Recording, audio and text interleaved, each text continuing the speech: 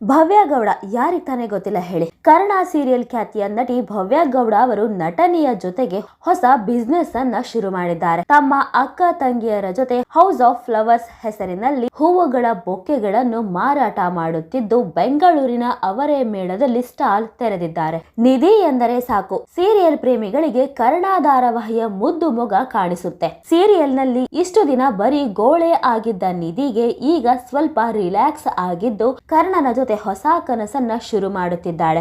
ಆದರೆ ಇದರ ನಡುವೆಯೇ ಭವ್ಯ ಗೌಡ ಅವರು ಬೆಂಗಳೂರಿನಲ್ಲಿ ನಡೆಯುತ್ತಿರುವ ಅವರೇ ಮೇಳದಲ್ಲಿ ಕಾಣಿಸಿಕೊಂಡಿದ್ದಾರೆ. ಇದರಲ್ಲೇನು ವಿಶೇಷ ಅಂತೀರಾ? ಇಲ್ಲೇ ಇರೋದು ವಿಶೇಷ. ಅವರೇ ಮೇಳದಲ್ಲಿ ಅವರೇ ಖಾದ್ಯವನ್ನ ಸೇವಿಸಲು ಬರಲಿಲ್ಲ.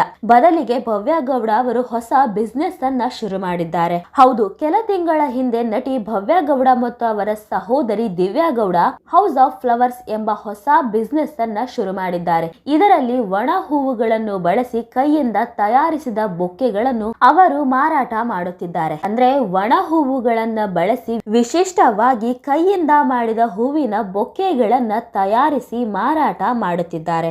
ಇನ್ನು ಅವರೇ ಮೇಳದಲ್ಲಿಯೂ ಒಂದು ಸ್ಟಾಲ್ ಅನ್ನು ಹಾಕಿರುವ ಭವ್ಯ ಅವರು ಅದಕ್ಕೆ ಪೂಜೆ ಮಾಡುವ ಮೂಲಕ ಓಪನಿಂಗ್ ಮಾಡಿದ್ದಾರೆ. ಅಂದ ಮಾತ್ರಕ್ಕೆ ಅವರೇನು ಕರ್ಣ ಸೀರಿಯಲ್ ಬಿಡುತ್ತಾರ ಅಂತ ಅರ್ಥವಲ್ಲ.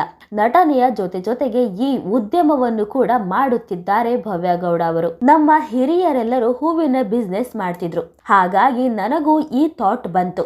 ಆದ್ದರಿಂದ ಈ ಹೂವಿನ ಬಿಸ್ನೆಸ್ ಅನ್ನ ಶುರು ಮಾಡಿದ್ದೇನೆ ಅಂತ ಭವ್ಯ ಗೌಡ ಅವರು ಹೇಳಿಕೊಂಡಿದ್ದಾರೆ. ಸದ್ಯಕ್ಕೆ ಇನ್ನು 26 ವರ್ಷದ ಈ ಚೆಲುವೆ ಕುರಿತು ಹೇಳುವುದಾದರೆ ಇವರು ಕನ್ನಡ ಮಾತ್ರವಲ್ಲದೆ ತೆಲುಗು ಭಾಷೆಗಳಲ್ಲಿಯೂ ನಟಿಸುತ್ತಿದ್ದಾರೆ. ಕಲರ್ಸ್ ಕನ್ನಡದಲ್ಲಿ ಪ್ರಸಾರವಾದ ಗೀತಾ ಧಾರಾವಾಹಿಯ ಮೂಲಕ ಪ್ರಸಿದ್ಧಿಗೆ ಬಂದವರು. ಹಾಗೆ ತೆಲುಗು ಸೀರಿಯಲ್ ನಲ್ಲೂ ಕೂಡ ನಟಿಸಿ ಆಂಧ್ರದ ಮನೆ ಮಾತಾಗಿದ್ದಾರೆ. ಹಾಗೆ ಭವ್ಯ ಗೌಡ ಅವರು ಇನ್ನೊಂದಿಷ್ಟು ಖ್ಯಾತಿ ಗಳಿಸಿದ್ದು ಅಂತ ಹೇಳಿದ್ರೆ ಅದು ಬಿಗ್ ಬಾಸ್ ಕನ್ನಡ ಸೀಸನ್ 11ರ ಸ್ಪರ್ಧಿಯಾಗಿ ಅಂತ ಹೇಳಿದ್ರು ಕೂಡ ತಪ್ಪಾಗಲ್ಲ. ಇದೀಗ ಭವ್ಯ ಗೌಡ ಅವರು ಕರ್ಣ ಸೀರಿಯಲ್ ನ ನಿಧಿಯಾಗಿ ಎಲ್ಲರ ಗಮನ ಸೆಳೆಯುತ್ತಿದ್ದಾರೆ. ಇನ್ನು ಭವ್ಯ ಗೌಡ ಅವರು ಕರ್ಣ ಸೀರಿಯಲ್ ಜೊತೆಗೆ ಹೊಸ ಬಿಸ್ನೆಸ್ ಕೂಡ ಶುರು ಮಾಡಿದ್ದಾರೆ. ಸದ್ಯಕ್ಕೆ ಭವ್ಯ ಗೌಡ ಅವರು ತಾವು ಪ್ರೀತಿ ಮಾಡ್ತಿರುವಂತ ಹುಡುಗನ ಬಗ್ಗೆ ರೀಸೆಂಟ್ ಆಗಿ ಹೇಳಿದ್ರು. ಹಾಗೆ ಅವರ ಫೋಟೋವನ್ನು ಕೂಡ ಹಂಚಿಕೊಂಡಿದ್ರು. ಕರ್ಣ ಸೀರಿಯಲ್ ಮುಗಿಯುತ್ತಿದ್ದ ಹಾಗೆ ಭವ್ಯ ಗೌಡ ಅವರು ಪ್ರೀತಿಸಿದ ಹುಡುಗನ ಜೊತೆ ಮದುವೆಯಾಗಲಿದ್ದಾರೆ ಎನ್ನುವಂತಹ ಸುದ್ದಿ ವೈರಲ್ ಆಗ್ತಿದೆ. ಈ ಸುದ್ದಿ ನಿಜಾನ ಅಥವಾ ಬರೀ ಊಹಾಪೋಹಾನ ಅಂತ ಕಾದು ನೋಡಬೇಕಿದೆ. ನೋಡಿದ್ರಲ್ಲ ವೀಕ್ಷಕರೇ, ಈ ಬಗ್ಗೆ ನಿಮಗೇನ್ ಅನ್ಸುತ್ತೆ ಅಂತ ನೀವು ಕೂಡ ನಿಮ್ಮ ಅನಿಸಿಕೆ ಹಾಗೂ ಅಭಿಪ್ರಾಯವನ್ನ ಕಮೆಂಟ್ ಮೂಲಕ ತಿಳಿಸಬಹುದು.